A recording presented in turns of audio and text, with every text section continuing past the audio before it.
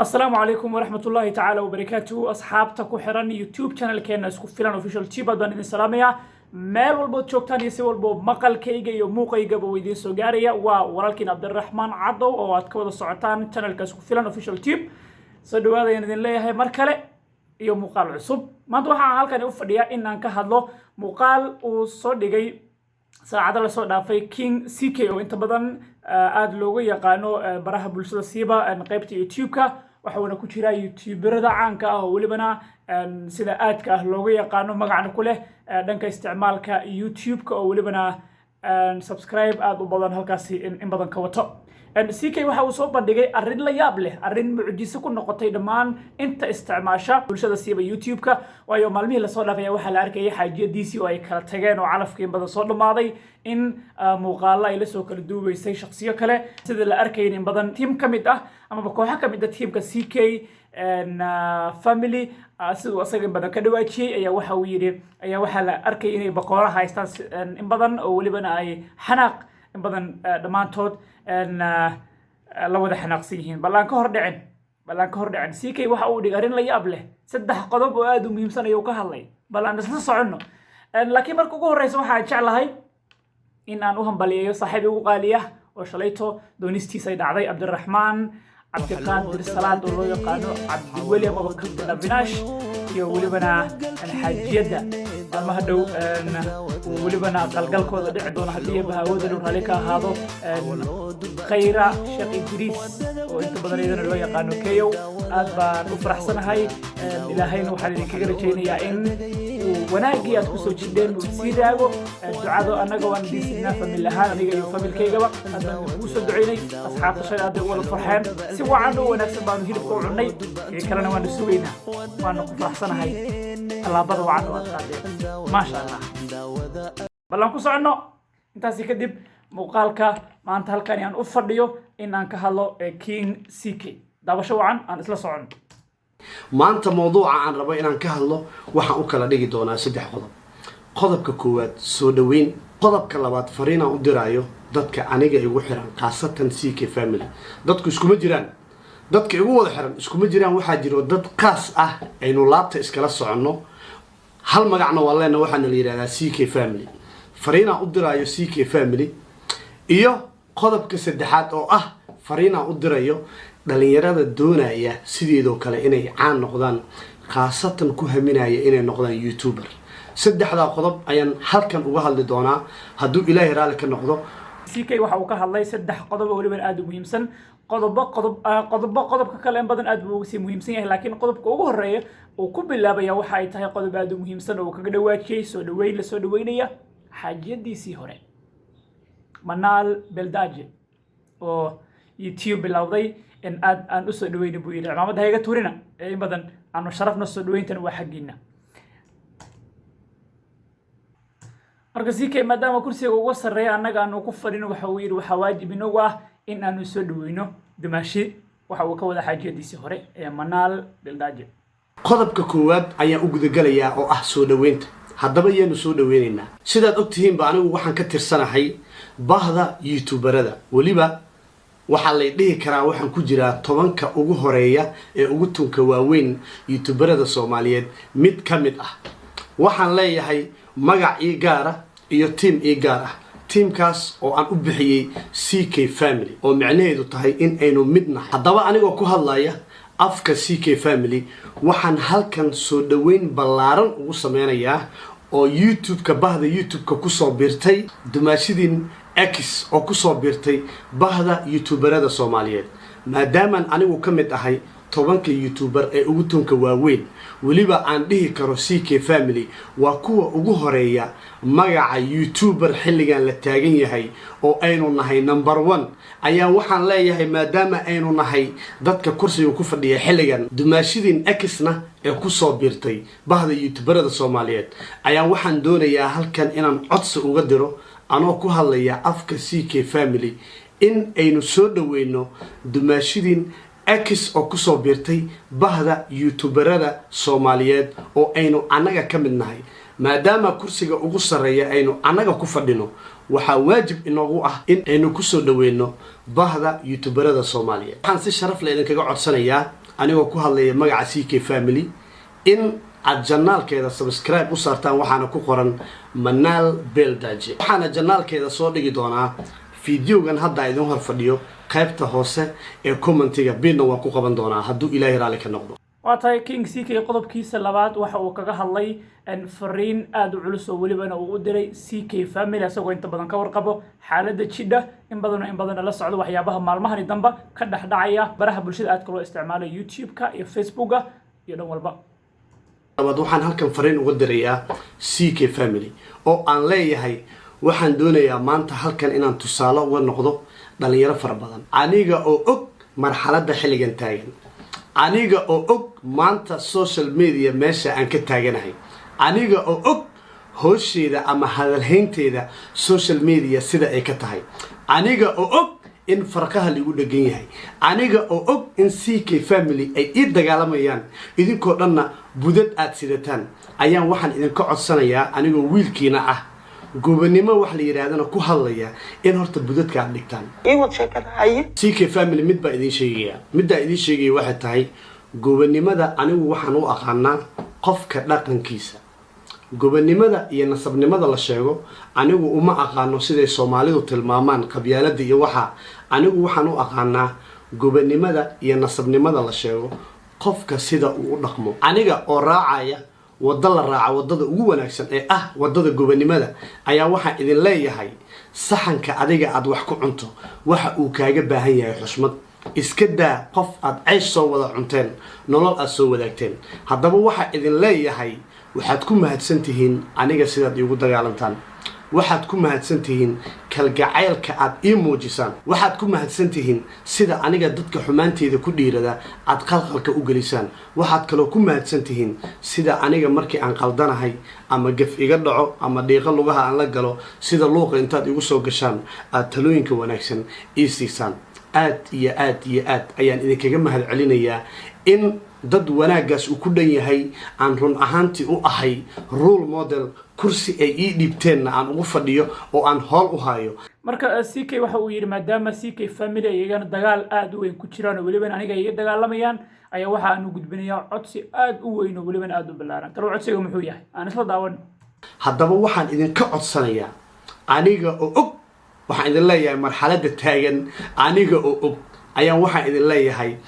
budka gacmaha aad ku haysaan inoo dhiga. waa tahay CK arrin ayuu uga hadlay aad u muhiimsan isla muuqaalkani waxa uu yiri saxanka adiga aad wax ku cunayso sharaf ayuu ka mudan yahay iska daa xitaa kii aad wax ku soo wada cunteen. waa arrin aad u culus oo aad loola dhacay baraha bulshada in badan hadalhayntiisana aad bay u badan tahay maadaama uu qodob aad u muhiimsan ka hadlay kana dhawaajiyay bulshooyin aad u fara badan yana farcilin ka bixinayso anigana waan ka mid ahay. waxa uu u faray wada aad u muhiimsan wada la yiraahdo gobonimo aan ku socono muuqaal aad u mac aniga waan la dhacay. wadda ayaan inoo jeexayaa waddadaasna magaceeda waxaa la yiraahdaa gobonimo. mar kale ayaa idinku celinaya waxaa laga yaabaa mararka qaar inaa ilowdid waddada wanaagga ay duruuf kuu geyso. mararka qaar waxaa dhici karta duruuftu inay kuu geyso inay kaa dhigto qof aadan adiga ahayn. haddaba waxaa idin leeyahay nasabnimada la sheego iyo gobonimada la sheegaba waxay ku jirtaa qof aad shalay ceys soo wada cunteen in aad u haysid ixtiraam wax kasta oo qofkaas qalbigaaga ugu jiray. muhiimaddu waxa ay tahay qofkan haddii aad ceys gacan soo wada geliseen iska daa qof aad nolol soo wada marteen in aad u haysid ixtiraam marka ay noqoto bulshada dhexdeeda. qalbigaaga waxa ka guuxaya adiga qaas ku yihiin balse nasabnimada la sheego ma aha tan qabiilka ee waxa ay tahay qofka aad ceys soo wada cunteen aad nolol soo wadaagteen inaad noqotid qofka qof wanaag u haya. waata intaasi waxa uu ku daray in baraha bulshada la isticmaalo sida YouTube-ka uu yahay iska YouTube oo maalin ka maalin xitaa isla waqtigan ama berito iska ahaato ma waqti kale iska ahaato in hawada uu ka bixi karo. laakiin maxaa soo haray waxaanina waa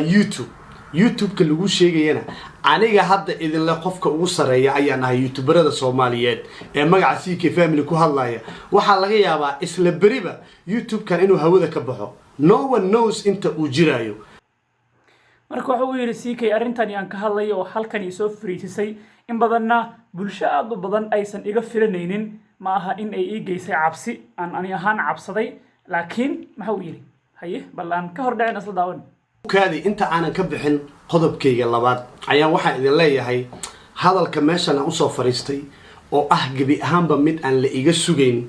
buuqa iyo sawaxanka iyo social media sida la ii hadal hayo hadalkaan la soo fariistay boqolkiiba 90 maaha mid liiga sugayay sidaa awgeed waxaan idin leeyahay cabsi halkan ima soo fariisin aga jugleen halkan ima soo fariisin wax dambe oo aan ka baqayo oo aan isleeyahay waxaasaa effect ku geysanayana halkan ima soo fariisin oo hadalkan igama yersiine waxa iga yersiisay hadalkan gobanimo iyo qof ahaan qofka aan ahay oo aan ka tarjumay waa tahay in badan qodobka markii aan sii yar raaco arrinta gobonimada waa arrin in badan aad u muhiimsan loo baahan yahay maanta shakhsi haddii uu asaga ahaan shafka ku garaacdo ama xitaa haddii uu ku gafo in adiga aad ku dayato maaha waxa aad u wanaagsan in aad ka roonaato oo welibana in badan aad adi ahaan wanaagaaga tusiso bulshada aad baana lagu jeclaysanaya in badan CK muuqaalkani dad aad u tir badan ayaa la dhacayo ilaa 27,000 iyo ka badan ayaa muuqaalkani like saartay oo weliba inta badan xitaa qaybta commentiga haddii aad sii raacdo waxa aad ku arkaysaa in badan in aad iyo aad loogu farxay hadallada uu ka dhawaajiyay mar labaadna waxa uu ku celiyay weliba mar saddexaad waxa uu ku celiyay in imaamada aanan nagala tuurin oo welibana team CK family ay soo dhaweeyaan Manaal Beldaaji oo ahayd xaaskiisii hore aan ku socono bal si faan u ogaano qodobka saddexaad iyo waxyaabaha uu ka hadlay mar kale ayaan waxa idinka codsanayaa aniga oo qodobka labaad ka baxaya CK family-na la hadlaya war nimayo meesha aan ugu caabaanina cimaamada naga ridina eekis dumaashidin sacab iyo farxad ha lagu soo dhaweeyo marka qodobka saddexaad waxa ay ku saabsan tahay fariin aad u muhiimsan oo uu u diray dhalinyarada haatan soo shacbaxayso welibana rabaan in ay noqdaan youtubera mustaqbalka soo socda haddaba waxa ay dhiman qodobka saddexaad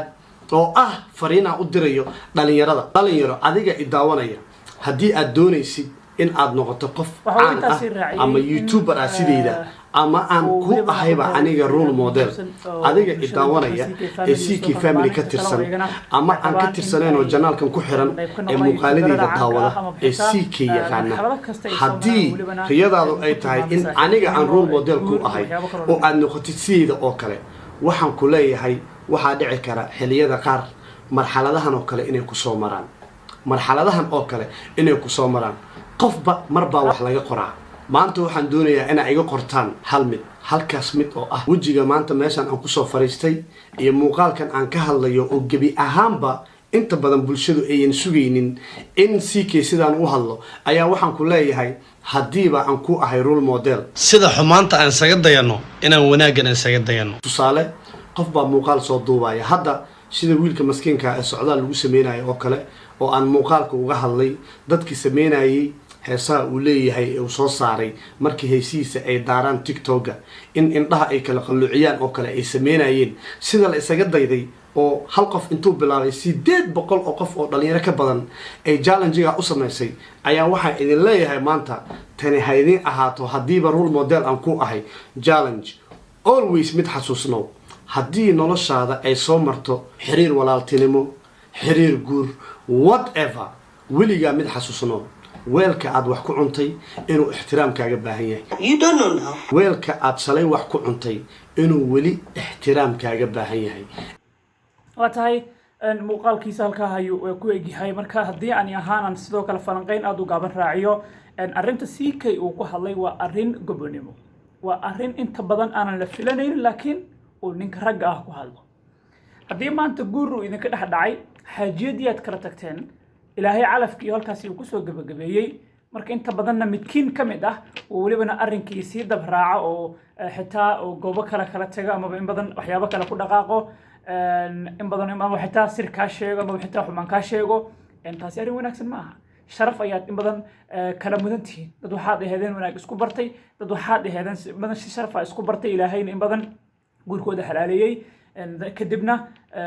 waqtigii uu soo dhamaaday marka waxa aad u wanaagsan in la is sharfo oo la is ixtiraamo arrinka oo CK muuqaalka kaga hadlay